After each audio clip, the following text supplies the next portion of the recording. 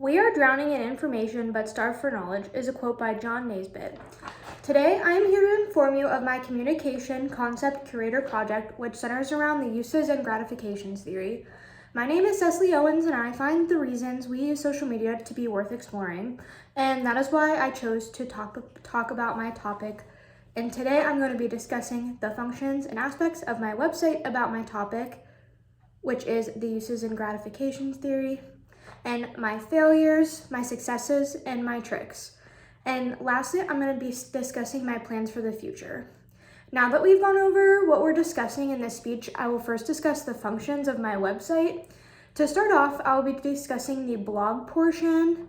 So my blog was content curated, which basically means I found the information via other resources in order to be successful with finding the information.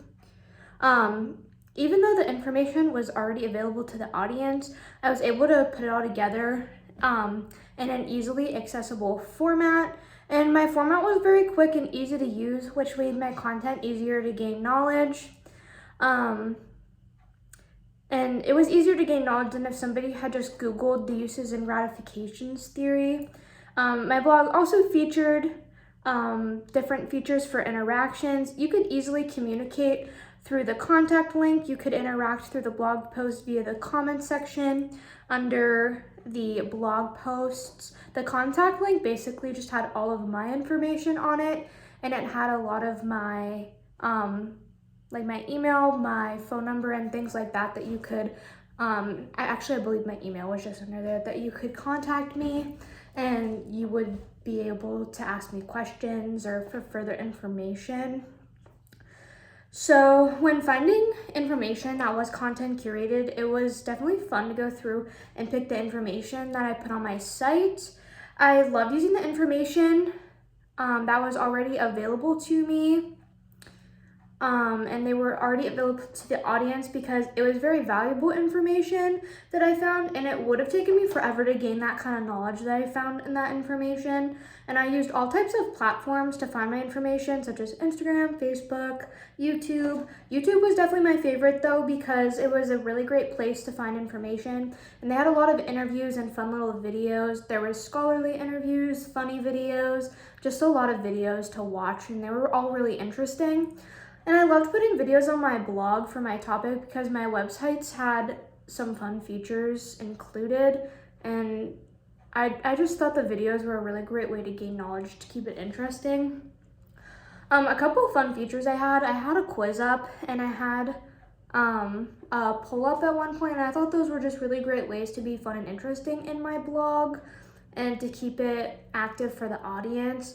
My blog posts also had they also had interactive features, which were the retweet and the likes. So this let me know how the website was doing because I was able to get feedback directly from people that liked it or retweeted it or commented it. So I kind of had an understanding of how people were liking it. Now that we've discussed features of my website, I'm going to discuss some of my successes and failures. When dealing with failures, successes, and learning new tricks, there was a lot to learn. One of my biggest failures during this project was with my tracking for my site.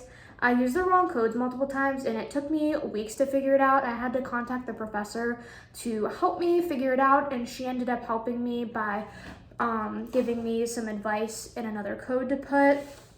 But it set me back weeks when I was doing this, and I lost a lot of really great data because there was people on my site that I know visited that weren't tracked, and so I didn't have them on my final tracking, which was really unfortunate. So my data got skewed, and this was just unfortunate because my website looked worse than it actually did. But moving on to some successes, is I did finally end up getting it to work, and my data was able to read, and I had the data to complete the project. And another success that I had that I was really excited for was I found a lot of really great interviews from scholars to add to my website. One of the scholars was Dennis McQuail, who was one of the founders of the uses and gratifications theory, and Elihu Katz, who was another founder. I was really excited when I found these because they were really great scholars and they had a lot of really great information. So I definitely took advantage when I found those videos and I wanted to post those. The next thing that I had to take into account were a few tricks that I did. So one thing was I really like to have buttons on all of my pages. This was very important to me because I wanted my website to be very easy to navigate, and I got a comment saying it was, so I was really excited about that because that was one of my main goals when creating the website. And I just wanted it to be easy for me and my viewers so I knew where everything was and I could help people better.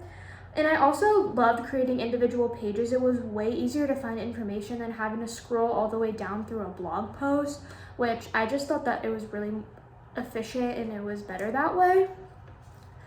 So now that I've spoken on my successes and failures, I will discuss my plans for the future. When talking about my ideas for the future, I would like to give my website a facelift.